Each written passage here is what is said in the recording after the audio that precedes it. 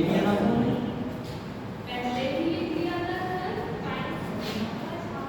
लिखिए। चलो आज आता हूँ पढ़ रहे उसके बाद मंडे से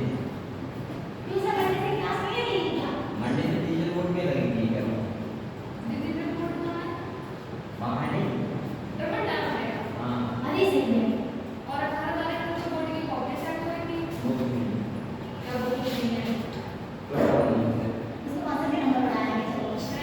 अरे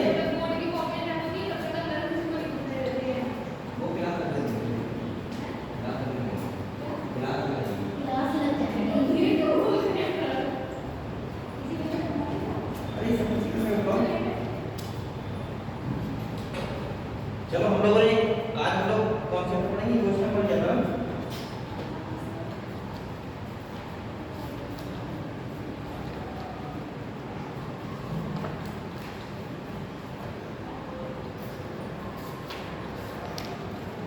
एक बार वेजिटेबल पढ़ा है, फिर उसके बाद हम लोग पढ़ेंगे इकोसिस्टम को। एक बार पढ़ लो आप लोग, क्योंकि हम लोगों ने इकोसिस्टम पढ़ रहे थे ना, और इसको मैं दोबारा पढ़ाऊंगा। इसके बाद पढ़ेंगे हम लोग बायोडायवर्सिटी एंड इट्स कंजर्वेशन।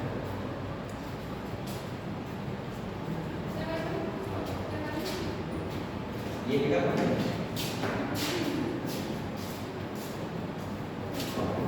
हम लोग लास्ट कॉन्सेप्ट पढ़ रहे थे इकोसिस्टम, भूल गए।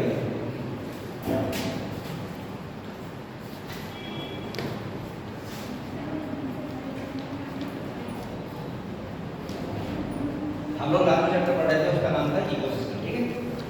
तो आप लोग इकोसिस्टम के बाद डिवाइड करो, पूरा चैप्टर रीड करवा दूंगा, ठीक है। और फिर हम लोग नया चैप्टर पढ़ेंगे बायोडायवर्सिटी एंड इट्स कंजर्वेशन। तो मैंने आप लोगों को जो लास्ट पढ़ाया था वो था इकोसिस्टम।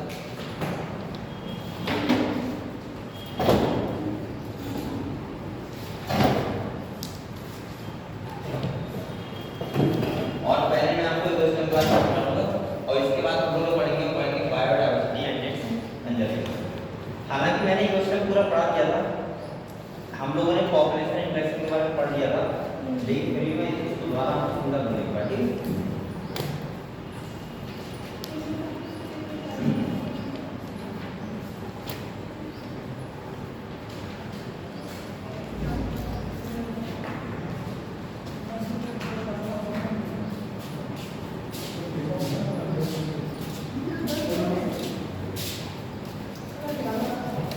तो आपको मैंने वॉल्यूम को बना दिया,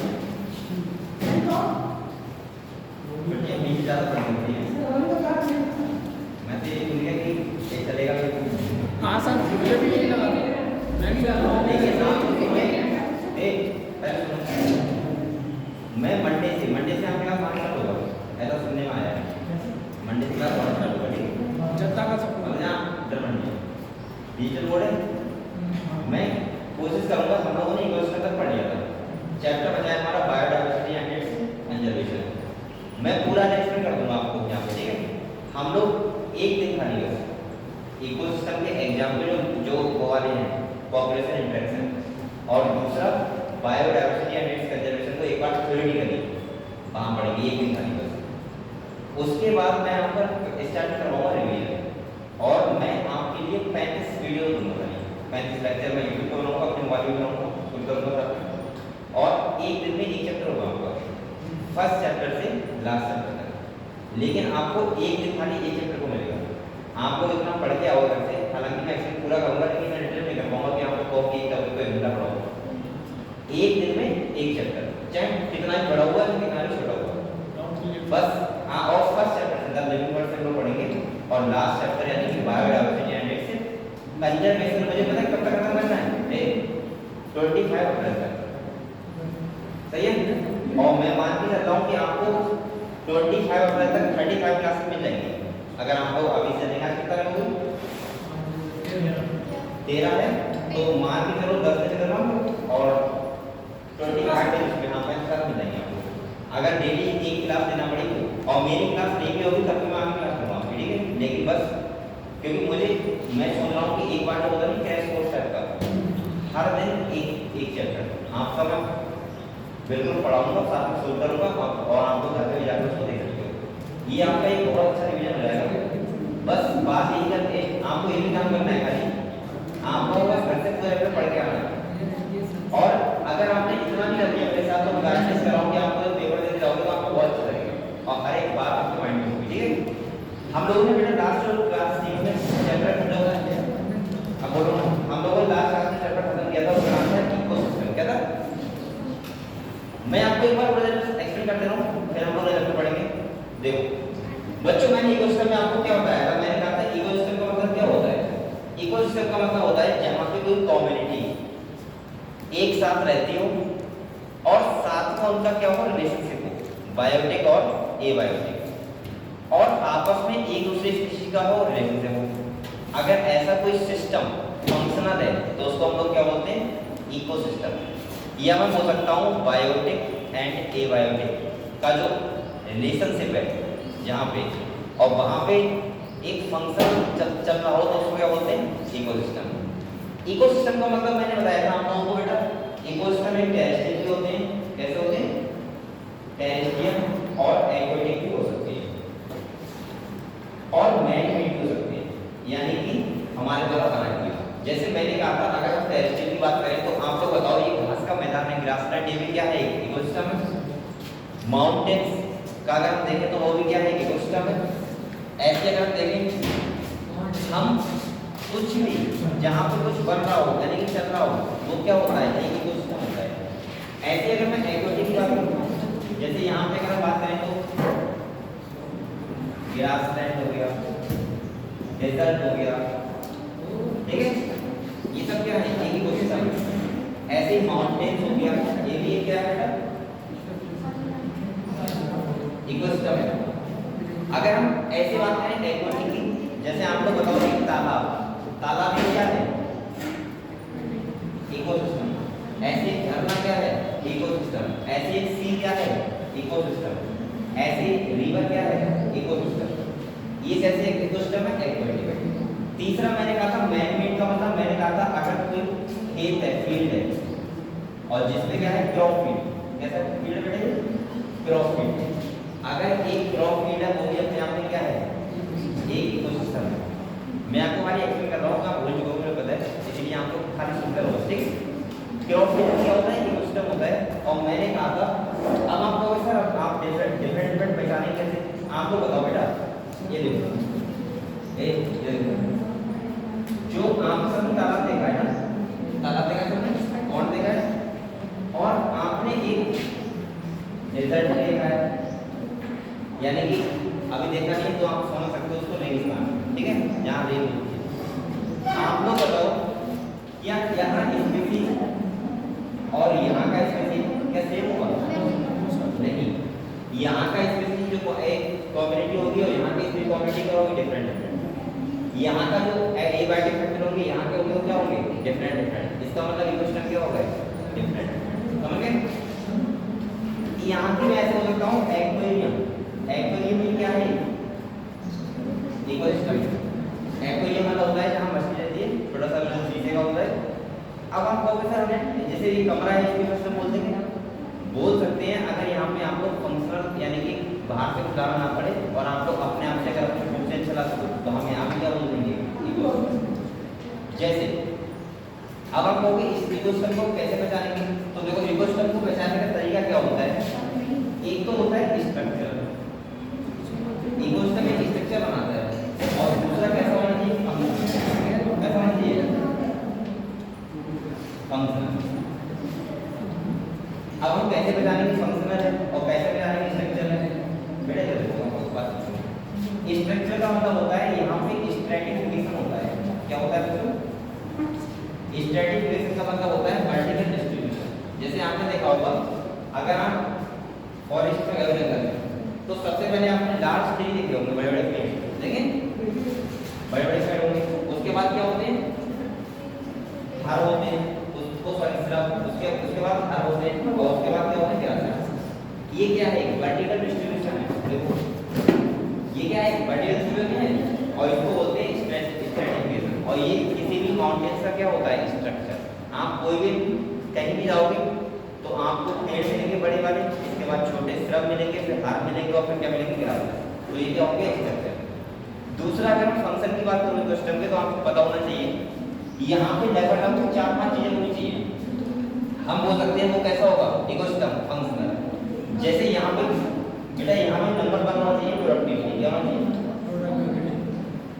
प्रोडक्टिविटी। अगर किसी भी जगह से अगर प्रोडक्टिविटी हो रही है तो इसका मतलब वो क्या है इकोसिस्टम। और कैसा है फंक्शनल। आप लोग प्रोडक्टिविटी नहीं समझ रहे क्या? उत्पादन। उत्पादन का मतलब है कि अगर मान लो जैसे कोई माउंटेन मान लो, अगर मैं उसका वेट पेड़ का उसके स्पीशीज का पूरा मास देखूं, अगर मान लो 1 क्विंटल है उस टाइम पे, अब आप 5 साल बाद जाओगे तो क्या वहाँ 1 क्विंटल होगा? वो 50 क्विंटल हो चुका होगा। हम लोग पेड़ लगाते हैं, पेड़ 1 साल में कितने बढ़ जाते हैं? तो वो क्या हो रही है प्रोडक्टिविटी। ऐसे ही मान लो साल में 10 किलो गेहूं बोया और वो कितना मिला हमें 20 क्विंटल, 10 किलो से 20 क्विंटल, तो इसका मतलब वो क्या हो गया प्रोडक्टिविटी। समझ गए? अगर ऐसा कुछ हो रहा है उत्पादन तो हम क्या बोलते हैं वो क्या है इकोसिस्टम फंक्शनल है। दूसरा बेटा एक तो होता है प्रोडक्टिविटी, दूसरा अगर प्रोडक्टिविटी होती है जब किसी की तो यहाँ डिकम्पोजिशन भी होना चाहिए। डिकम्पोजिशन आपको बताओ अगर डिकम्पोजिशन नहीं होगा, अगर कोई स्पीशीज की डेथ होती है तो हो जाएगा भाई। आप लोग बताओ क्या फॉरेस्ट होते हैं, फॉरेस्ट में क्या पेड़ की डेथ नहीं होती क्या? गिरते होंगे पेड़, लेकिन उनका क्या हो जाता है डिकम्पोजिशन। वहाँ क्या एनिमल नहीं मरते होंगे? मरते होंगे, लेकिन उनका क्या हो जाता है डिकम्पोजिशन। अगर मान लो डिकम्पोजिशन ना होता होगा तो जो एनिमल मरा वो वैसे ही पड़ा रहता। और जहाँ डिकम्पोजिशन होता है तभी होती है न्यूट्रिएंट साइक्लिंग। क्या होती है? यानी कि तीसरा काम वहाँ होना चाहिए न्यूट्रिएंट साइक्लिंग। ये बात आप लोग समझे बेटा, न्यूट्रिएंट साइक्लिंग का मतलब जैसे मान लो एक प्लांट है, आप लोगों को मैंने बायोमोलिक्यूल्स में बताया था, मैंने कहा था लिविंग और नॉन लिविंग दोनों में जो एलिमेंट होते हैं क्या होते हैं सेम। आपने कहावतें सुने होंगे मिट्टी से बने हो मिट्टी मिल जाओगे, वो बात बिल्कुल ठीक है। आप समझ में आया कि मिट्टी से बने हैं, मैं सोचता था मिट्टी से कैसे बने हैं, हम तो स्किन से बने हैं छोटे थे तो, लेकिन आप समझ में आया कि स्किन से बने हो, लेकिन स्किन के एलिमेंट और एक मिट्टी के एलिमेंट क्या है सेम। भाई कोई भी आदमी का अगर डिकम्पोजिशन होता है तो वो कहाँ जाता है? मिट्टी में जाता है। कोई प्लांट है, कोई प्लांट नीचे गिरा, उसका डिकम्पोजिशन हुआ तो उसके न्यूट्रिएंट्स कहाँ मिलेंगे? मिट्टी में। और दूसरा प्लांट उन्हीं न्यूट्रिएंट्स को क्या करेगा? एब्जॉर्ब कर लेगा। तो इसे क्या बोलते हैं? Nutrient cycle. समझ गए? और चौथा मैं बोल सकता हूँ यहाँ होना चाहिए एनर्जी फ्लो। क्या होना चाहिए बेटा? Energy flow. आपको बताओ बच्चों, अगर एनर्जी फ्लो नहीं होगा तो यहाँ फूड चेन कैसे चल पाएगी? हर कोई स्पीशीज एक दूसरे के ऊपर डिपेंडेंट रहते हैं। आप लोग बताओ अगर आप जंगल में जाओगे वहाँ पेड़ होते हैं तो पेड़ को खाने वाले सबसे पहले कौन होंगे? हर्बीवोरस। और कार्निवोरस तभी सर्वाइव करेंगे वहाँ पे। अगर सोचो एक जंगल ले लो आप लोग, ऐसे एक फॉरेस्ट ले लो, मैं यहाँ प्लांट लगा दूँ, कौन लगा दूँ? और बेटा यहाँ मैं हर्बीवोरस को ना रखूँ, यहाँ ना हो, मतलब मैं कंडीशन रखूँ कि शाकाहारी नहीं होंगे। आप लोग बताओ वहाँ के मांसाहारी रह पाएंगे? नहीं, क्योंकि मांसाहारी किसको आते हैं? शाकाहारी को। शाकाहारी किसको आते हैं? प्लांट। तो ये क्या मतलब ये फूड चेन, क्योंकि कार्निवोरस तभी नहीं सर्वाइव करेंगे जब वहाँ पे क्या होंगे, क्योंकि कार्निवोरस घास खाएंगे नहीं, उन्हें क्या मतलब प्लांट से? उन्हें तो प्लांट से कितने भी हो, जैसे शेर है उसे प्लांट से क्या मतलब? चाहे कितने ही प्लांट हो उसे तो जब मांस चाहिए, और मांस जो चाहिए वो क्या खा रहा होगा? घास खा रहा होगा। तो ये क्या चलती है फूड चेन। और अगर किसी कहीं पे भी एनर्जी फ्लो अगर नहीं होगा तो आप लोग बताओ क्या वो इकोसिस्टम सर्वाइव होगा? तो समझ गए आप लोग? ये 4 काम होने चाहिए जिससे आप बोल सकते हैं कोई भी इकोसिस्टम क्या है सर्वाइव करता है। जैसे एक तालाब होता है, क्या कभी तो गए तालाब में खाद देंगे कि मैं खाद लेके जा रहा हूँ, लाओ थोड़ी लगा हूँ, प्लांट है थोड़े बड़े हो जाए। या आपने कभी सोचा कि लाओ मछलियाँ हैं यहाँ पे, लाओ रोटी 4 रोटी डालना है तालाब में, वो सब अपने आप कॉमेंट चलता रहता है, हमें पता भी नहीं चलता। और जब हम देखते हैं 2-4 साल बाद देखते हैं तालाब में कि जैसे एक तालाब नया बना हुआ है, पानी से भरा हुआ है, आप देखना पहली साल में तो साफ होगा, उसमें पानी भी साफ होगा। आप 2 साल बाद जाओगे तो वहाँ इतने सारे प्लांट्स होंगे, इतने सारे स्पीशीज होंगे, वो आपस में कॉम्पिटिशन भी कर रहे होंगे, वो आपस में सर्वाइव भी कर रहे होंगे, उनका एक फूड चेन बन चुका होगा, वहाँ डिकम्पोजिशन भी होंगे, वहाँ प्रोड्यूसर भी होंगे, हर टाइप की चीज़ मिलेंगी आपको। तो इसका मतलब वो क्या बन गए? इकोसिस्टम। समझ गए? इसी को बोलते हैं हम लोग परितंत्र। मेरे हिसाब से आपको समझ गए, समझ गए? आपको आपको 12th में आता है ये तालाब का परितंत्र के बारे में हर बार में आता है कॉन्डिगेशन ऐसे नहीं आता है रिजल्ट 12th में इसलिए कि आता है बोले क्योंकि हमने भी और डाला कॉन्डिगेशन उस टाइम जानते नहीं थे उसका क्या लगा था कॉन्डिगेशन। चलो ठीक है बेटा आप लोग समझ गए। अब मैं थोड़ा थोड़ा आपको एक करके समझा रहा हूँ थोड़ा सा तो समझ आएगा। देखो प्रोडक्टिविटी में आपको ध्यान रखना है एक होता है जीडीपी सही है और एक होता है एनपीवी। क्या होता है एनपीवी का मतलब होता है नेट प्राइमरी प्रोडक्टिविटी और जीडीपी का मतलब होता है ग्रॉस प्राइमरी प्रोडक्टिविटी। अगर मुझे एनपीवी निकालना है तो मुझे क्या करना पड़ेगा बेटा जीपीवी माइनस आर यानी कि नेट जब निकालते हैं तो ग्रॉस में से क्या हटाते हैं आर रेस्पिरेटरी लॉस। और नीट में शायद राष्ट्रीय देखिए क्वेश्चन आएगा कि यहाँ खाली उसने ये बोला था बेटा जीपीवी माइनस आर आर का मतलब क्या है तो आर का मतलब है रेस्पिरेटरी लॉस। आपको एक और बताओ मुझे ये रेस्पिरेटरी लॉस समझते हो आपको प्लांट देखो बेटा प्लांट जितना एनर्जी सनलाइट से ले रहा है क्या प्रोड्यूस पूरा दे रहा है नहीं वो कुछ अपना यूज करता है।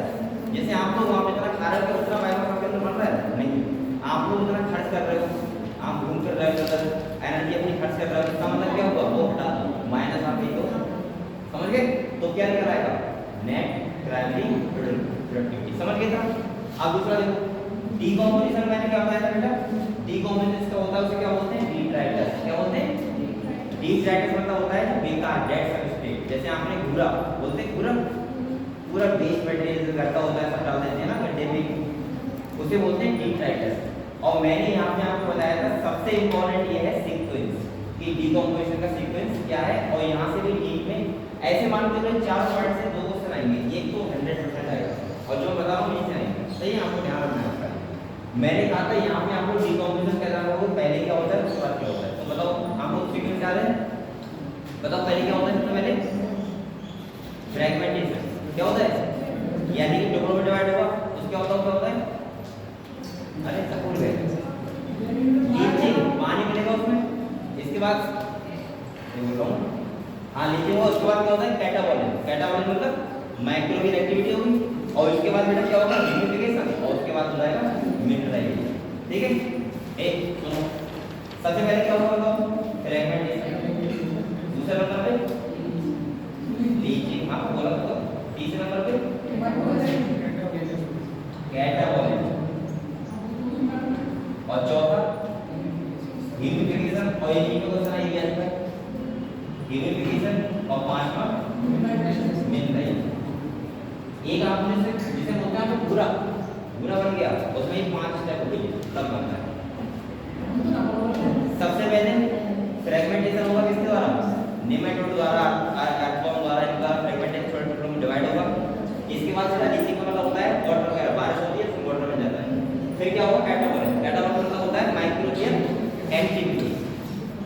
इसके बाद होगा ह्यूमिडिफिकेशन मतलब उसका ग्रे कलर हो जाएगा और इसके बाद उसमें क्या बनाएंगे और फिर हम क्या डालते हैं खेत में डाल देते हैं और खेत में क्या होगा मिनरल्स की मात्रा बढ़ जाती है। समझ गए आप लोग ठीक है बेटा ये डीकंपोजिशन हो गया आपको। अब नेक्स्ट नंबर आता है तीसरा टॉपिक न्यूट्रिएंट साइकिल।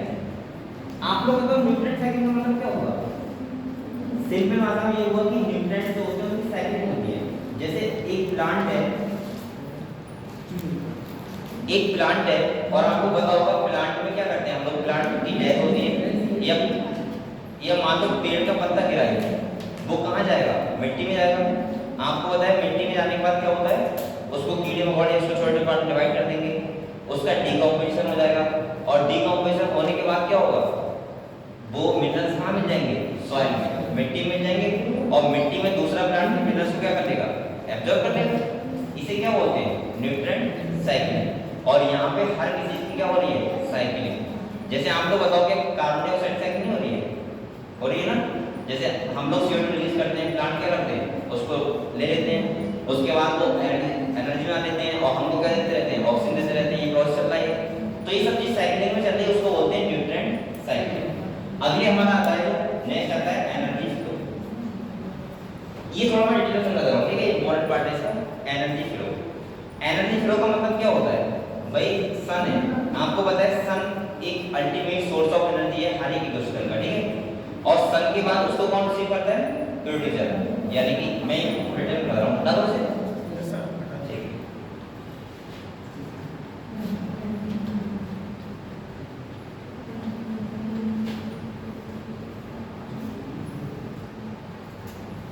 ठीक।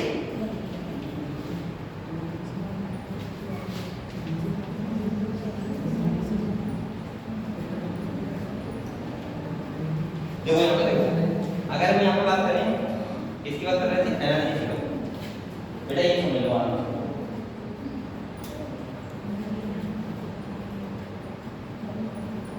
लोग बताओ एनर्जी फ्लो का मतलब होता है कि सबसे पहले जो हमें एनर्जी मिलती है वो किससे मिलती है? सन से। आप लोग मान के चलो अगर सन नहीं होगा तो यहाँ पे क्या लाइफ सर्वाइवल है? नहीं, क्योंकि अल्टीमेट जो सबसे पहले हमें जो एनर्जी देता है कौन देता है? सन। और वो हमें नहीं देता है, हम तो थोड़ा उसका फायदा उठा लेते हैं। सबसे पहले उसका जो यूज करते हैं वो कौन करते हैं? प्लांट्स। कौन करते हैं? मैं ऐसे हो सकता हूँ कि सन है, यहाँ देखो अब सन से एनर्जी कौन लेगा? प्रोड्यूसर। कौन लेगा बेटा? और इसीलिए हम लोग प्रोड्यूसर क्या बोलते हैं? क्या बोलते हैं? प्लांट्स। प्लांट्स होते हैं। और प्लांट क्यों बोलते हैं प्रोड्यूसर को? वो प्लांट को प्रोड्यूसर क्यों बोलते हैं? क्योंकि ये करते हैं फोटोसिंथेसिस, और फोटोसिंथेसिस करेंगे सन की एनर्जी क्या करते हैं? एब्जॉर्ब कर लेते हैं। अब मान लिया प्लांट को किस प्रोड्यूसर को किसने खाया? हर्बीवोरस ने। किसने खाया? अब इनको हम लोग बोलते हैं कंज्यूमर। क्या बोलते हैं बच्चों? कंज्यूमर। और कंज्यूमर में भी ये आते हैं प्राइमरी कंज्यूमर। क्या होते हैं? अब आप लोग बताओ, अगर मैं आपसे ये कहूं कि जो प्राइमरी कंज्यूमर होंगे वो ऑलवेज हर्बीवोरस होंगे, ये बात सही बोल रहा हूं गलत बोल रहा हूं? बिल्कुल सही बोल रहा हूं, क्योंकि प्राइमरी कंज्यूमर हमेशा कैसे होंगे? हर्बीवोरस ही होंगे, यानी कि वो घास फूस ही खा रहे होंगे। समझ गए आप लोग? लेकिन अगर मैं बोल रहा हूं कि सेकेंडरी कंज्यूमर ऑलवेज कार्निवोरस होंगे, ये बात गलत है, क्योंकि वो हर्बीवोरस ओमनिवोरस होते हैं, यानी कि दोनों खा सकते हैं। और ऐसे हो सकते हैं खाली मांस भी खा रहे होंगे, ऐसे हो सकते हैं प्लांट को भी खा रहे होंगे, शाकाहारी। और कार्निवोरस क्या बोलते हैं? मांसाहारी। और ओमनिवोरस को सर्वाहारी। अब देखो बेटा, ऐसी प्राइमरी कंज्यूमर को आपको बताओ कौन खाएगा? Secondary consumer. सही है। और इसको कौन खाएगा? Tertiary consumer. अब आपको ये बताओ ये क्या हो रहा है? एनर्जी का फ्लो। एक साइंटिस्ट थे जिनका नाम था लिंडेमैन, ठीक है। और उन्होंने ये बताया था कि हमेशा जो एनर्जी ट्रांसफर होता है कितना होता है? 10%। यहाँ मैं ऐसे हो सकता हूँ कि अगर मान लो बच्चों, यहाँ देखो ये होता है 10%। अगर मान लो यहाँ से हमें 1000 रुपये मिला, प्लांट ने कितना रिसीव किया? 1000। तो बताओ यहाँ कितना जाएगा? 100। इसके बाद कितना जाएगा? 10। और इसके बाद कितना जाएगा? इसीलिए हमेशा हमें क्या करना चाहिए? प्रोड्यूसर, क्योंकि हमें सबसे ज्यादा एनर्जी किससे मिलेगी? प्रोड्यूसर से। सही है। दूसरा, अब सन से खा लेते तो फिर कोई प्लांट को डिपेंड कर लेते, फिर तो कोई सबसे अच्छा फायदा यही था अगर हम लोग ऐसा होते। मैंने क्या कहा था? मैंने कहा था कि हमारे अंदर खाली गॉड ने कमी कर दी कि क्लोरोप्लास्ट और होता। अगर क्लोरोप्लास्ट होता तो क्लोरोफिल होता, और क्लोरोफिल होता तो इसका मतलब हम क्या कर रहे होते? सब खाने के खत्म। आप लोग जो भी कर रहे हो काम वो किसके लिए कर रहे हो? खाने के लिए कर रहे हो भाई, ये तो कर रहे हो खाने के लिए। जब समस्या हमें पता है कि जाएंगे लाइट में 4 बजे चले, जैसे कि बच्चे ऊँग लग रही है, जाओ 2 बजे लाइट में जाओ और चले आओ, गए खाना बनाए चले गए चले आए, इतना अच्छा रहेगा। तो ये तो थोड़ी कमी है, क्या कर सकते हो। लेकिन अगर मुझे लग रहा है कि अगर ये होता हमारे अंदर प्रोडक्ट होता, होना बहुत बड़ी बात नहीं, हो सकता था, लेकिन होता तो हम लोगों में इतना एवोल्यूशन कभी नहीं होता। हम लोग कभी अपने दिमाग का यूज ही नहीं करते। हम लोग दिमाग का यूज क्यों करते हैं? जरूरत पड़ने पे। और जरूरत क्या है हमारी? खाना, फूड। सबसे देखो मैं ऐसे बोलूंगा, कोई भी व्यक्ति इस धरती पे चाहे वो कुछ भी कह दे कि मुझे रुपए की प्रॉब्लम है, कि मुझे घर की प्रॉब्लम है, ये प्रॉब्लम है, सबसे बड़ी और सबसे पहली प्रॉब्लम होती है उसकी, क्या होती है? खाना। अगर किसी को खाना मिल रहा है तो मान के चलो कि आप लोग बहुत अच्छे हो, आपके पास किसी चीज की कमी नहीं है। और खाना मिलने के बाद सेकेंडरी सब प्रायोरिटी रहती है हमारी, कि घर हो, मकान हो, कार हो, कपड़ा हो, ये वो ठीक है, सही है, बीवी हो, ये सब हो, तो ये सब सेकेंडरी प्रायोरिटी, ठीक है। प्राइमरी जो कौन है, फूड, और हर कोई आदमी फूड के ऊपर डिपेंडेंट है। तो देखो, तो बेटा ये समझ गए आप लोग, लिख लोगे। अब मैंने कहा था सुनो, इनको हम लोग एक ट्रॉपिक लेवल रखते थे, क्या रखते थे, ट्रॉपिक लेवल। जैसे बेटा आप लोग बताओ, ये है, ये बताओ कौन ट्रॉपिक लेवल पे, प्राइमरी ट्रॉपिक लेवल। कौन सा है, ट्रॉपिक लेवल। आप उसमें ट्रॉपिक लेवल क्या होता है, ये किसमें, सेकेंडरी ट्रॉपिक लेवल। और बेटा ये बताओ कौन किसमें होगा, टर्सरी, और ये क्वार्टर। इसका मतलब ये होगा, ये क्या होते हैं, ट्रॉपिक लेवल। क्या होते हैं, अब ऐसे ये देखो, एक ट्रॉपिक लेवल से दूसरे ट्रॉपिक लेवल में कितने परसेंट ट्रांसफर होता है, 10%। सही है, इसी को बोलते हैं एनर्जी। चलो मैंने आपको एक बात और बता दे रहा हूँ, यहीं पे मैंने आपसे कहा था कि सारे के सारे इकोसिस्टम जो होते हैं वो हमेशा किससे स्टार्ट होते हैं, सन से। एक्सेप्शन क्या था, हाइड्रोथर्मल इकोसिस्टम, जो सी होता है, जो सबसे नीचे तली पे, वहां सनलाइट नहीं जाती, लेकिन वहां भी एक लाइफ है, और वो लाइफ विदाउट सन के सर्वाइव करती है। समझ गए, ठीक है बच्चों, यहाँ तक आप लोग समझ गए मेरे हिसाब से। अब आप लोग ये बताओ मुझे, फूड चेन की थोड़ी बात कर लेते हैं। और फूड वेब, एक नाम आता है, आपने सुना होगा फूड चेन, एक नाम आता है फूड वेब। जैसे अगर मैं यहाँ पे बात करूँ, एक नाम आता है फूड चेन, क्या आता है, और एक नाम आता है बेटा फूड वेब। आप लोग बताओ फूड चेन का मतलब क्या होता है, फूड चेन का मतलब होता है जो हम बना रहे हैं, फूड चेन जो है एक दूसरे से क्या होता है, फूड के लिए डिपेंडेंट रहते हैं, उसको बोलते हैं फूड चेन। और फूड वेब का मतलब होता है जब फूड चेन आपस में मिलती है, इंटरकनेक्शन होता है। जैसे अगर मान लो, जैसे गाय है, गाय तो जब हरी से होती है उसकी बात नहीं करेंगे, लेकिन अगर कोई ह्यूमन मान लो, ह्यूमन अगर मुर्गा खा रहा है तो साथ में क्या खा रहा है, प्लांट भी खा रहा है। इसका मतलब दो फूड चेन के और इंटरकनेक्टेड, और इंटरकनेक्टेड होती है तो उसको क्या बोलते हैं, फूड वेब, जब जाल जैसे बन जाता है। बेटा फूड चेन दो टाइप की होती है, एक होती है जीएफसी और एक होती है डीएफसी। जीएफसी का मतलब होता है ग्रेजिंग फूड चेन, जो लिविंग से स्टार्ट होती है। किससे स्टार्ट होती है, लिविंग का मतलब है जो प्लांट से स्टार्ट होती है, उसको बोलते हैं ग्रेजिंग फूड चेन। जैसे आपको पता है कोई भी फूड चेन होगी वो हमेशा किससे स्टार्ट होगी, प्रोड्यूसर से, लेकिन एक फूड चेन डीएफसी में होती है जिसको बोलते हैं डिट्राइटस फूड चेन। अब आपको समझदार हो गए डिट्राइटस का मतलब क्या होता है बच्चों, जो डिकम्पोज हो रहा था, यानी कि स्टार्ट होती है नॉन लिविंग से। किससे होती है, जैसे कोई मर गया है वहां से भी तो एनिमल स्टार्ट करते हैं। जैसे कोई मरा, उसको किसी ने खाया, उसके बाद उसको किसी ने खाया, तो ये भी तो एक फूड चेन स्टार्ट हो गई, इसको बोलते हैं डीएफसी। क्लियर, तो ये तुम्हारा टॉपिक था यहाँ पे। इसके बाद हमारा जो टॉपिक स्टार्ट होता है वो होता है इकोलॉजिकल पिरामिड, और उसके बाद एक चैप्टर खत्म। कहाँ जाओ, अरे अभी तो आए तो 7 दिन बाद आए तो नहीं जाऊँ, क्या आया था, क्या करेंगे, क्यों बुलाया, क्या इम्पोर्टेंस है तुम्हारी, एक्टिविटी क्या है, हाँ नहीं आना है, चलो जाओ साइमन पे ये पानी चाहिए, मैं बोल रही क्या कर रहा हूँ, इसकी बायोटेक्नोलॉजी की इसमें बैक्टीरिया कितने परसेंट इस्तेमाल कर रहे हैं,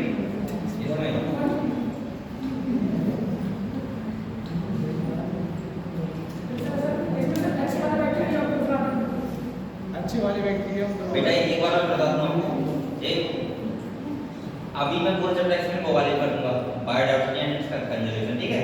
जो भी आपका बच्चे का थोड़ा बहुत ये जैसे रीडिंग वाला वो हम लोग मंडे को वहाँ का करेंगे, तब करेंगे।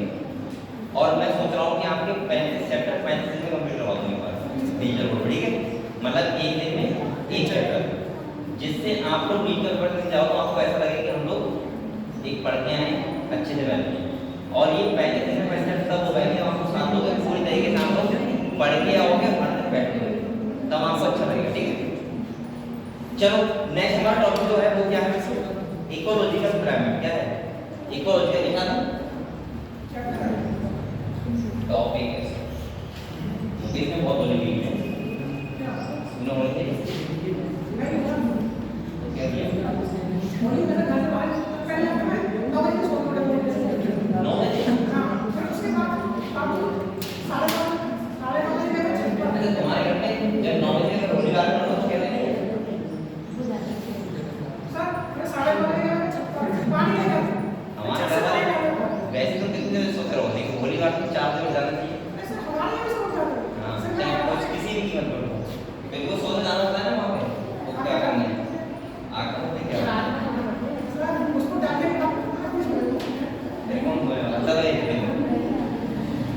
अब हम लोग बात करेंगे बच्चों, हम लोग बात करेंगे इकोलॉजिकल पिरामिड। क्या बात करेंगे?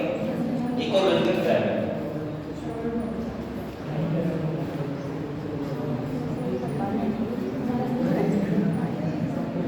यहाँ देखो बच्चों, अब सुन लो, पिरामिड क्या होता है? जो किसी चीज को दिखाए कोई साइन, वही तो पिरामिड होता है। जैसे मान लो ये मैंने एक पिरामिड बनाया, आपको बताओ इसका बेस कौन सा है? ये। और एपेक्स कौन सा है? ये बात समझ आपको? हमेशा ध्यान रखना, बेस में आप लोग अपना एक प्रोड्यूसर को और उसके बाद ऊपर, यानी कि टर्सरी कंज्यूमर, सही है, टॉप पर है, ऊपर जाएंगे, नीचे कौन रहेंगे? प्रोड्यूसर। ये बात समझ आपको? ये कैसा पिरामिड है? सीधा। कैसा है? इसको बोलते हैं हम लोग अपराइट। क्या बोलते हैं? थोड़ा बड़ा होना सुन रहा था। यहाँ देखो, आप लोग खाली समझ लो, इतने समझ आ जाएगा।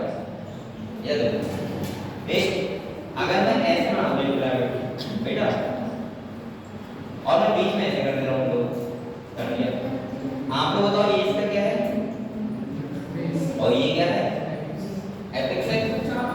दूसरा ये कैसा है? अपराइट। कैसा है?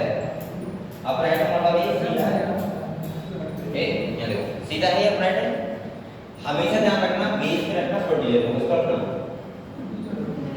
प्रोड्यूसर को, सही है। और ऊपर जैसे जैसे आते रहेंगे, जैसे टर्सरी कंज्यूमर ऐसे आते रहेंगे, ठीक है।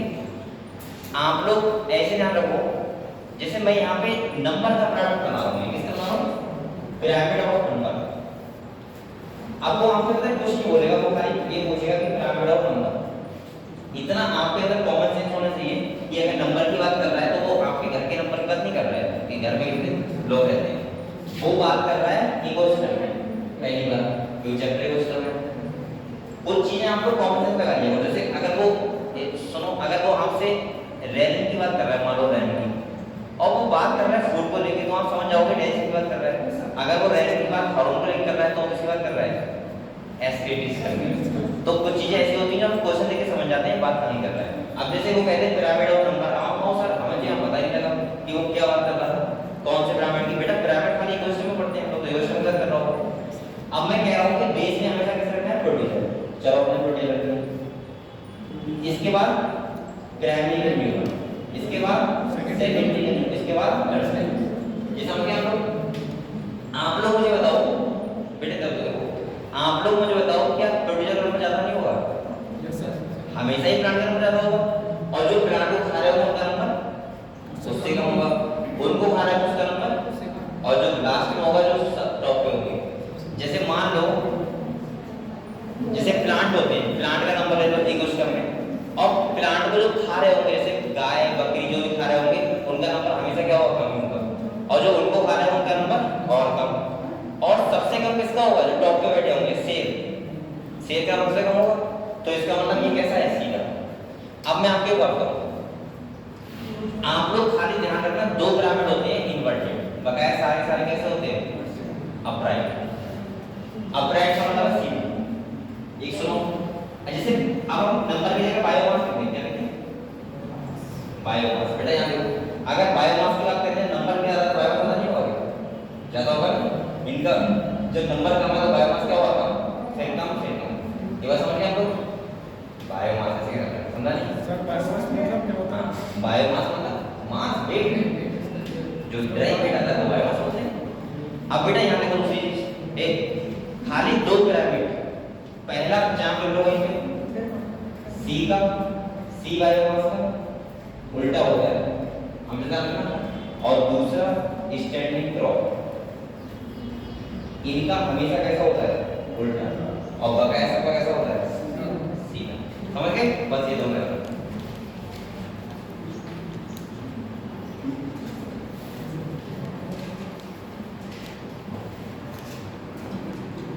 खाली उल्टा किसका है? सी बायोमास का, और दूसरा किसका है? Standing crop.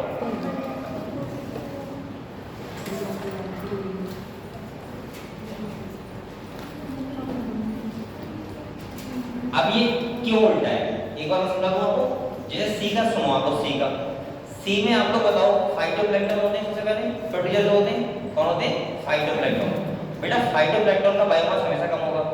फाइटोप्लैंक्टन को खाता होगा जूप्लैंक्टन, जूगोन खाता होगा कुछ और एनिमल, और सबसे बाद में कौन आएंगे, बड़ी बड़ी मछलियां जिनका बायोमास क्या होगा सबसे ज्यादा। तो इसका मतलब इसका क्या हो जाएगा उल्टा, समझ गए। ऐसी स्टैंडिंग क्रॉप में होता है।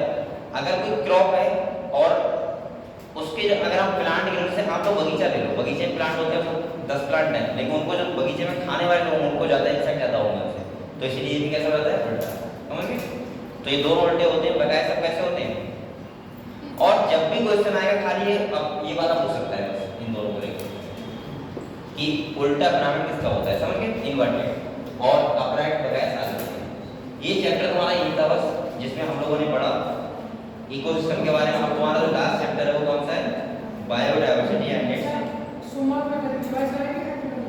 मैं सोमवार को एक बार पूरा ecology line to line digital board पे अगर क्लास लगी तो पूरा आपको सुनना होगा, ठीक है फिर से, क्योंकि एक बार पढ़ना जरूरी है।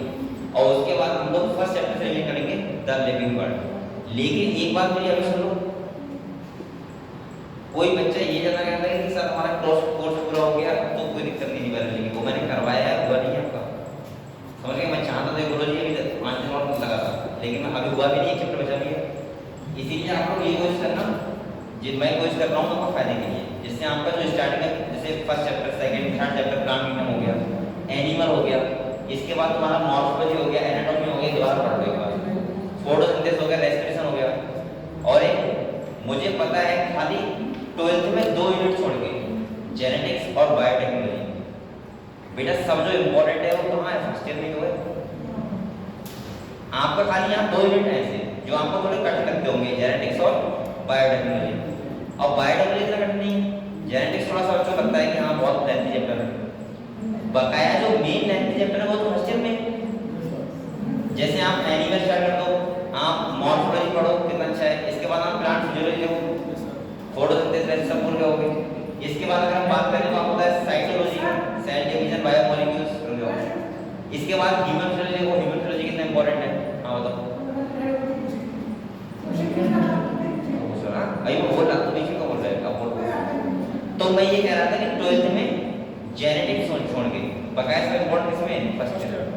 तो आप लोग कोशिश करना कि 20 25 30 लेक्चर आपको मिल जाए, जिससे आपको पूरा फर्स्ट ईयर दोबारा एक बार हो जाए। और मैं कोशिश करूंगा कि 12th के साथ में हो जाए, ठीक है। और इसका आपको इतना बड़ा बेनिफिट मिलेगा कि आपको समझ में आएगा कि आप एक बार रिविजन पूरा कर लोगे, क्योंकि मुझे पता है कि आपका जो मेंटालिटी हमारी होती है ना कि हम बहुत पीछे बोलते जाते हैं। अगर मैं भी आपसे कोई प्लान करने को अच्छा पूछूंगा तो आपको थोड़ा सा ये लगेगा कि यार बोलते नहीं सर, लेकिन एक बार आपको रिवीजन कर लोगे तो अच्छा लगेगा। एक हमारा नेक्स्ट चैप्टर स्टार्ट होता है, वो कौन सा होता है, बायोडायवर्सिटी एंड इट्स कंजर्वेशन। निकाल दो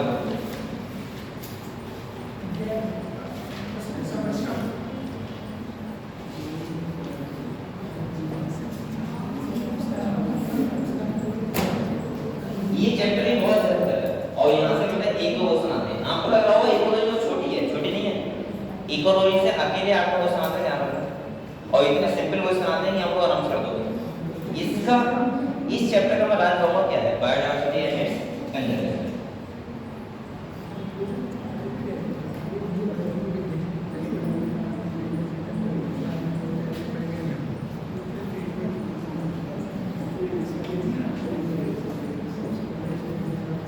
सुनो बच्चों, ये चैप्टर का नाम आपको नाम से लग रहा होगा, बायोडायवर्सिटी का समझते हो आपको, विविधताएं, यानी कि इतनी सारी स्पीशीज धरती में है, 17 से 18 तक स्पीशीज है। और कंजर्वेशन का मतलब क्या होता है, बचाना, संरक्षण, उनको कैसे बचाएं। आपने दो नाम सुने होंगे, एक सुना होगा कंजर्वेशन, एक सुना होगा प्रिजर्वेशन। आपको दोनों डिफरेंस क्या होता है, दोनों का मतलब ये होता है, एक ही होता है संरक्षण करना, लेकिन बताओ कहाँ कहाँ यूज करना है। एक होता है कंजर्वेशन, एक होता है प्रिजर्वेशन, और दोनों का मतलब बचाना होता है।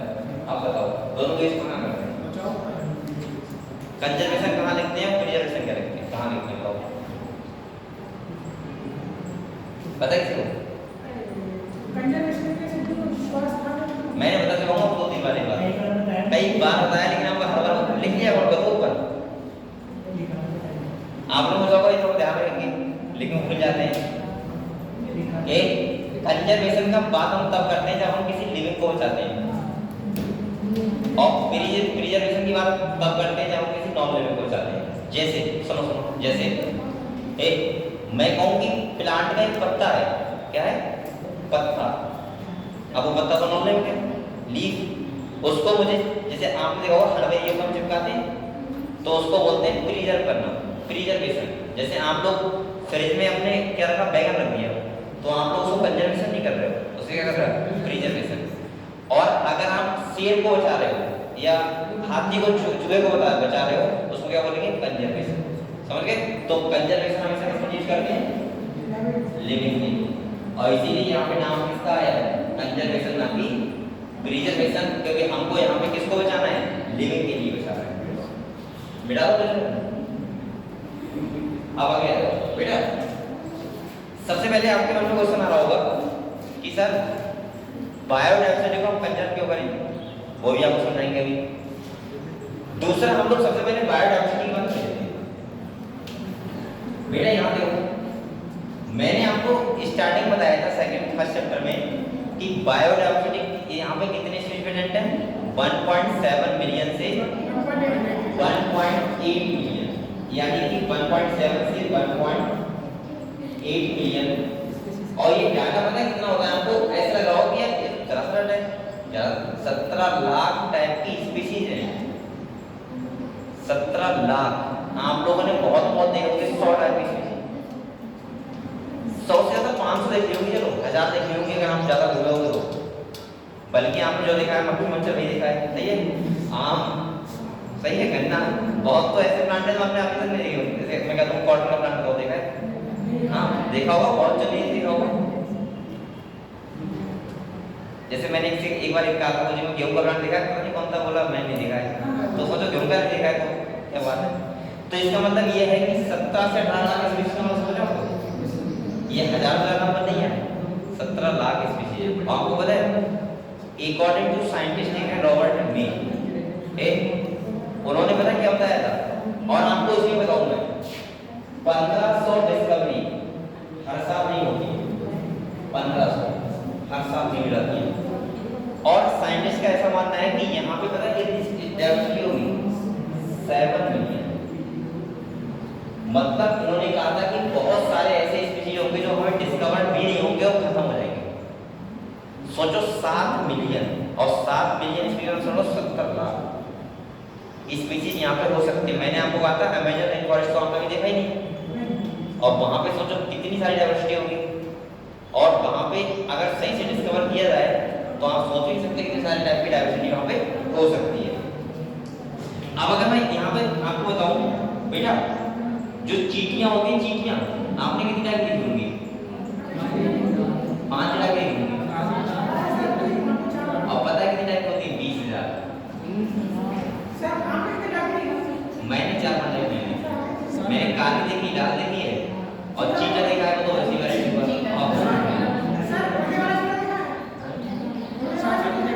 मैंने लाल और काली देखी, कौन देखी? और क्या देखी? हाँ, 4-5 हम दो के देखी होगा। अब बातें कर रहे हैं। इसके बाद आपको पता है एक यहाँ पे अगर हम बात करें बेटा, इधर देखो 28,000 स्पीशीज मछलियों की है। आपने भाई देखी बजरिया, भूर और जलवा, 10-15 देखी है। 28,000 स्पीशीज, तो इतना सारा डाइवर्सिटी है। अब मैं यहाँ पे टॉपिक तो आप लोग पढ़ सकते हो। एक बात और सुनो, इस चैप्टर में आप लोग कृपया करके काम करना, इस चैप्टर के स्टार्टिंग में लास्ट में सुनो सुनो, जितना डेटा लिखा हुआ है नंबर वाला, वो एक बार जरूर लिख लो, आपको एक क्वेश्चन 2 क्वेश्चन मिल जाएंगे। और डेटा ऐसे याद देखो ना, कोई तरीका मेरे पास ना कोई तरीका है, वो आपको रटना ही पड़ेगा। और वो कब कैसे याद कर पाओगे? लिख के, यानी एक बार लिख लोगे और बार बार उसको दोहराओगे। और मुझे लगता है कि 2-3 बार दोहराओगे आपको याद हो जाएगा। अगर हम लोग बात करते हैं बेटा कि बायोडायवर्सिटी को हमने कितने लेवल पे डिवाइड किया है, तो 3 लेवल पे। कितने लेवल पे? 3। बहुत समझ रहा हूँ। यहाँ देखो, पहला जो डायवर्सिटी टेबल होता है वो कौन सा होता है? पहला जेनेटिक, दूसरा स्पीशीज, तीसरा इकोलॉजिकल। यहाँ देखो की बात करूं तो जेनेटिक का मतलब पता है क्या है? डाइवर्सिटी। एक तो हम देखते हैं जेनेटिक डाइवर्सिटी, कितने बेटे? एक देखते हैं स्पीशीज डाइवर्सिटी, और बच्चों एक देखते हैं हम लोग, ये समझो एक बात। जेनेटिक का मतलब आपको बताया, जैसे आम है, आम क्या है? आम का स्पीशीज तो सेम हुआ, लेकिन उसमें जेनेटिक वेरिएशन हो जाता है। अरे कोई डॉग ले लो, डॉग देखो, जैसे हम सुने लेब्रा होता है, मुझे तो पता भी नहीं नाम कौन सा होता है, जर्मन शेफर्ड और हाँ चलो जो भी होते हैं। ठीक, अब आप लोग सोचो डॉग में कितना ज्यादा डाइवर्सिटी है, तो ये क्या होगा? Genetic diversity. ठीक, जैसे आम, वो राइस, अब आप लोग का चावल का एक ही स्पीशीज तो है राइस, लेकिन उसमें कितनी वैरायटी है? 2 लाख, 2 लाख अकेले की वैरायटी। आपने सरबती और क्या होता है? बासमती, मोटा धान, पता धान एक आए हैं उसको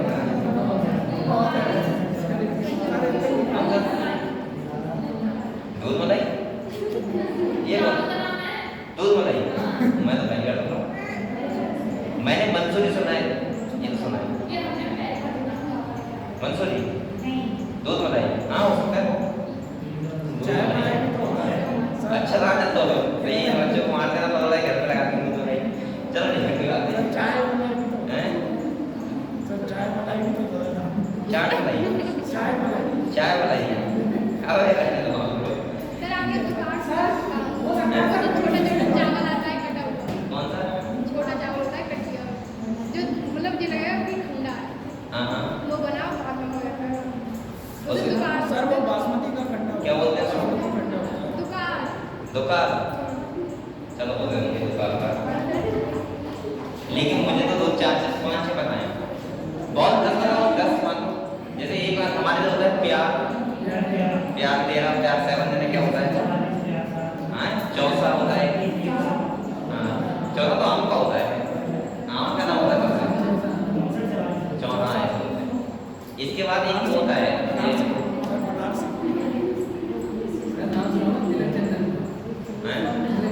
तिलक चंदन, और एक होता है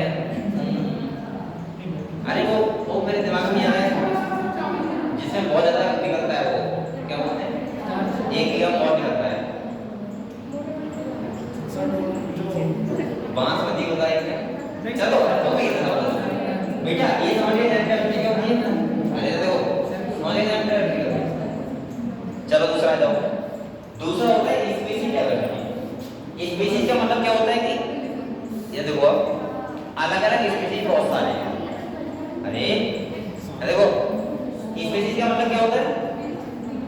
जितने स्पीशीज होते हैं उनकी डाइवर्सिटी। और इकोलॉजिकल का मतलब क्या होता है बेटा? इकोलॉजिकल तरीके से डाइवर्सिटी। जैसे देखो हम लोग इस ब्लॉक लो, हम लोग बोलो मत, अरे जैसे यहाँ पे हम लोग बताओ, अगर स्पीशीज डाइवर्सिटी की बात करूँ ना, तो आपको पता है एक होता है ईस्टर्न गार्ड और एक होता है वेस्टर्न गार्ड। तो यहाँ बताया गया कि ईस्टर्न घाट में क्या होता है? कम डाइवर्सिटी, और वेस्टर्न घाट में क्या होता है? ज्यादा। ऐसे ही स्पीशीज का इकोलॉजिकल का मतलब होता है कि जैसे आपने माउंटेन्स में देखा होगा, या सी पे जाओ या डेजर्ट में जाओ, आपको अलग अलग जगह अलग अलग टाइप की डाइवर्सिटी देखने को मिलेगी बेटा।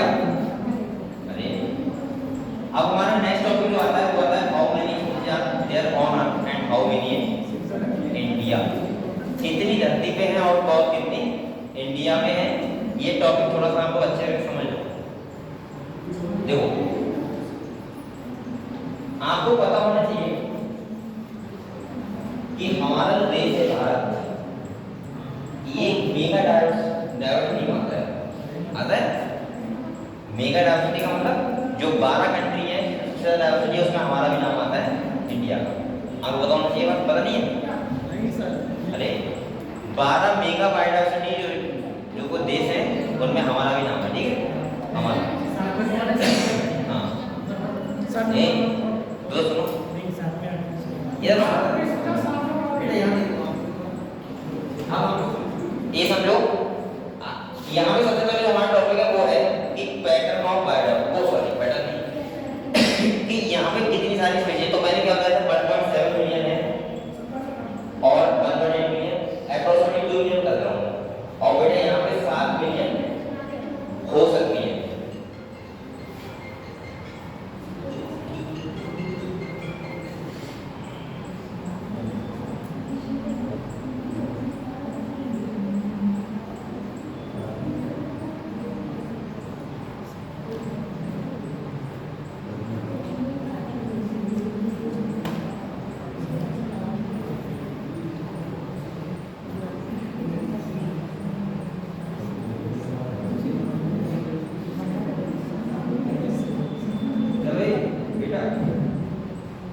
अब ये तो मैं आपको बता रहा हूँ कि यहाँ पे कितना 7 मिलियन हो सकता है, लेकिन सबसे इम्पोर्टेंट जो यहाँ पे है वो 3 डायग्राम है।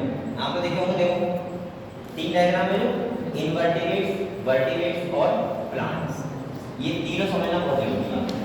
अगर हम यहाँ पे बात करें बेटा, यहाँ देखो आप लोग, अगर मैं यहाँ बात करूँ तो आपको पता है सबसे जो बड़ा हमारा लार्जेस्ट फाइलम वो कौन सा है? आर्थ्रोपोडा। कौन सा है? इसका मतलब मुझे समझ में आता है कि इंसेक्ट सबसे ज्यादा होंगे, ये तो मुझे समझ में आता है। सेकंड लार्जेस्ट कौन सा है? मोलस्का। तो यहाँ पे इन्होंने पहले तो बात की है इनवर्टिब्रेट्स का की है। इनवर्टिब्रेट्स, इनवर्टिब्रेट कौन से होते हैं मैडम? पॉलीकेराटो ओविवार्ड, समझ गए? फिर उन्होंने बात की वर्टिब्रेट, इसकी बात की है आप लोग फोन करें। और तीसरा उन्होंने बात की है प्लांट की, इसकी बात की है। आप लोग बताओ, अगर मैं यहाँ पर इनवर्टिब्रेट की बात करूँ तो बताओ इनवर्टिब्रेट सबसे ज्यादा कौन होंगे? इंसेक्ट कौन होंगे? यहाँ देखो बोला तो लिखी किताब में देखो सबसे ज्यादा कौन होंगे? और इंसेक्ट इतने ज्यादा हैं, यहाँ देखो बेटा, इंसेक्ट इतने ज्यादा हैं कि मैं ऐसे बोल रहा हूँ 70% है। साइंटिस्ट ने ये कहा है कि अगर 10 स्पीशीज हैं, यहाँ देखो अगर 10 स्पीशीज हैं टोटल, तो बेटा 7 स्पीशीज की होगी इंसेक्ट। मतलब 10 अगर एनिमल की डिस्कवर्ड स्पीशीज हैं तो उसमें 7 इसकी होगी इंसेक्ट, इतनी ज्यादा स्पीशीज। इंसेक्ट के बाद कौन आएंगे? मोलस्क। कौन आएंगे? क्योंकि आपको पता है सेकंड लार्जेस्ट फाइलम कौन सा है? मोलस्क। और उसके बाद कौन आएंगे? क्रस्टेशियंस। और जो बच्चे वो कौन आएंगे? अदर है, समझ गए? तो आप लोग बताओ, अगर इनवर्टिब्रेट्स की बात करेंगे सबसे ज्यादा कौन होंगे? इंसेक्ट। उसके बाद mollusc, mollusc second largest phylum. इसके बाद क्रस्टेशियन, और उसके बाद जो बचा वो अदर। ठीक है, अब हम लोग आते हैं वर्टिब्रेट। आप लोग बताओ बेटा, वर्टिब्रेट में अगर हमने देखूं यहाँ पे तो सबसे ज्यादा जो है वो है फिशेस। कौन है? मछलियां। फिशेस के बाद सबसे ज्यादा जो है वो कौन है? इसके बाद ज्यादा होगा वो होगा बर्ड्स, सही है? इसके बाद ज्यादा होगा वो रेप्टाइल, इसके बाद ज्यादा होगा वो एम्फीबियन, और उसके बाद जो होगा वो कौन होगा? मैमल्स। समझ गए? सर ये क्रस्टेशियंस जो आपने बताया सर, तो इसमें वो आपकी बैक्टीरिया क्या है? क्रस्टेशियंस एक टाइप के ऐसे मान लो इंसेक्ट टाइप के होते हैं। क्रस्टेशियंस, क्रस्टेशियंस लोग छोटे जो तालाब वगैरह होते हैं, सही? ये इनवर्टिब्रेट का मतलब ये है इंसेक्ट हो गए, इसके बाद इसमें मोलस्क आ गए। क्रस्टेशियंस मतलब मैं एक्चुअली आपको कोई एनिमल का नाम नहीं है कि ये एनिमल हो गए, जैसे हम लोग तालाब मछली कह रहे हैं, वो तालाब मछली एक एनिमल का नाम है। ये क्रस्टेशियंस मतलब होता है छोटे-छोटे इंसेक्ट टाइप का मतलब होता है, एज लाइक इंसेक्ट, ठीक है? एज लाइक इंसेक्ट नहीं, एज लाइक। तो क्रस्टेशियंस, ठीक है? यहाँ बेटा देखो आप लोग प्लांट, ये देखो वर्टिब्रेट सबसे ज्यादा कौन है? फिशेस, इसके बाद बर्ड, इसके बाद एम्फीबियन, और उसके बाद, और ये सीक्वेंस आपसे पूछा जा सकता है। इसकी ट्रिक आप लोग देख लो एक बार लिखो किताब में, FB क्या होता है? फेसबुक, जानते हो आप लोग? और दूसरा आपको होता है रैम। मोबाइल में क्या आते हैं? उसमें देखते हैं रैम, देखते नहीं रैम? Facebook RAM. तो फेसबुक में उसमें जल्दी इसमें इसकी फोन में क्या होता है? रैम होता है। तो FB रैम, समझ गए? ध्यान रखना, ध्यान रहेगा।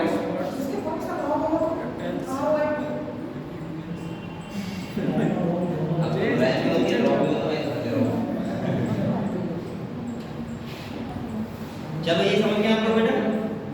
अगर हम प्लांट्स की बात करें तो बताओ सबसे ज्यादा कौन है? आपको बोला एंजियोस्पर्म, उसके बाद फंजाई, उसके बाद एल्गी, इसके बाद फर्न, और उसके बाद मॉस, उसके बाद ताइनिया। अरे और है नहीं, मॉस तो होगी, उसके बाद मॉस के बाद है कौन? लाइनिया। रुको E F बेटा यहाँ पे वो अभी रुको बता रहा हूँ।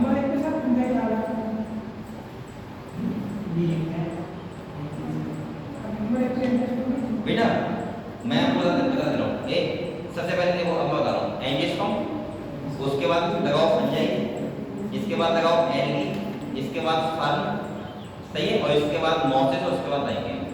अगर उल्टा सीधा हो सही कर लो। इसकी जो मैंने ट्रिक बनाई है वो ये है ए एफ एम, ठीक है ऐसा।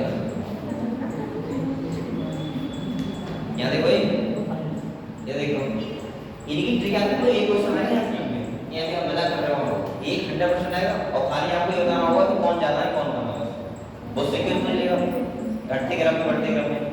इसका ट्रिक है AF इसकी क्या है एग्रीन, और ये तो पता नहीं कि आपको इंसेक्ट ज्यादा है मोलस उससे कम है, वो खाली दोनों पूछेगा देखो। और ये क्या पूछेगा ज्यादा और कम।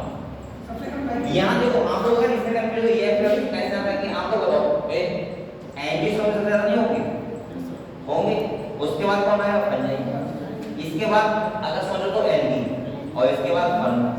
एमल मतलब एम से क्या होगा मॉसेस, और एल से क्या होगा एमल, एमल का मतलब क्या होता है मिलीलीटर, जब पढ़ते हैं केमिस्ट्री में एमल सॉरी मत दे सर, तो एमल ध्यान रखना लास्ट में, और एएफ ऐसा।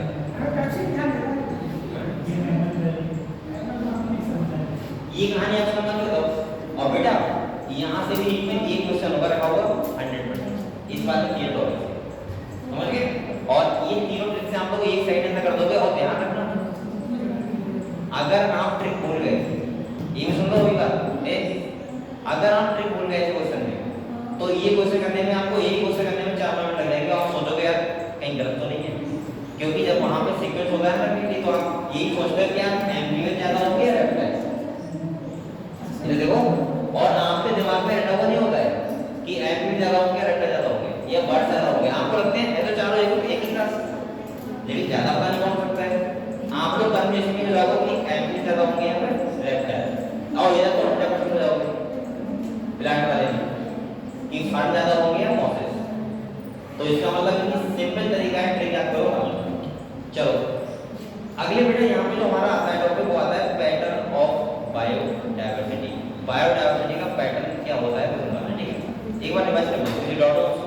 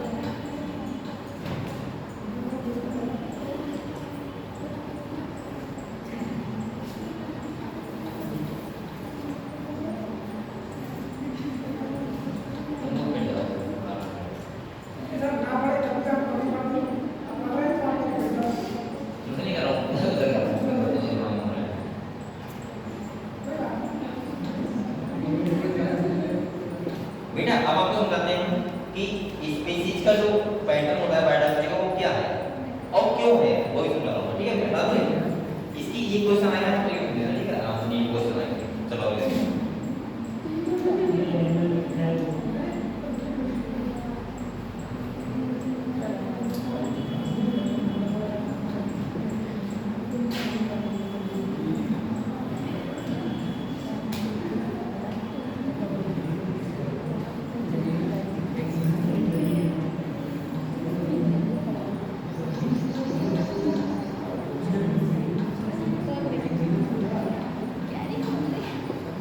चलो देखो हम लोग समझते हैं पैटर्न ऑफ बायोडायवर्सिटी।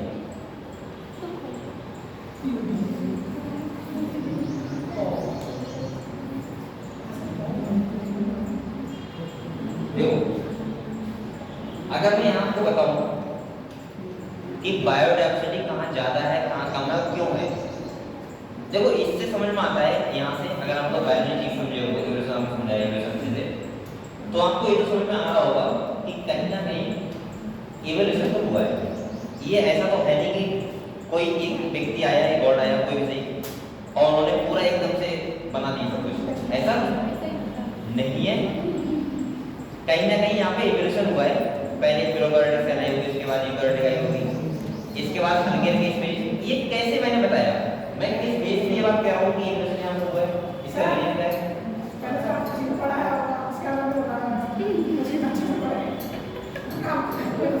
अरे मैं एक समझ से कर रखा हूँ, किसी ने क्या पढ़ाया? हाँ पढ़ाया मुझे भी है, लेकिन मैं बता रहा हूँ समझ से कर रखा हूँ। एक बात सुनो आपको कि जैसे आप लोग मानो एक खेत है, जैसे एक खेत है और खेत को वहाँ धरती है, बेटा देखो धरती है, एक खेत है एक धरती है। आप लोग बताओ बेटा अगर एवोल्यूशन हुआ है यहाँ पे, सही है, आपने देखा होगा कि अगर मान लो प्लांट में वो क्या लगे प्लांट एक साइड में, सही है, और एक साइड इधर साइड में थोड़ा सा ये इनफर्टाइल मिट्टी है, आपको बोल कर ये थोड़ा इनफर्टाइल है, सही है। अब आप लोग ये बताओ मुझे, अगर मैंने पूरे में ये बोया ना दो मिनट या देखो अगर मैंने पूरे में ये बोया तो आपको बताओ किधर से होगा? बोलिए लगी तब अपनी बातें बैठ जाओ, मैं बता रहा हूँ क्या हुआ चलेंगे बदल रहा है। सुनो मैंने कहा 2% चलो समाप्त सही क्या होगा चलेंगे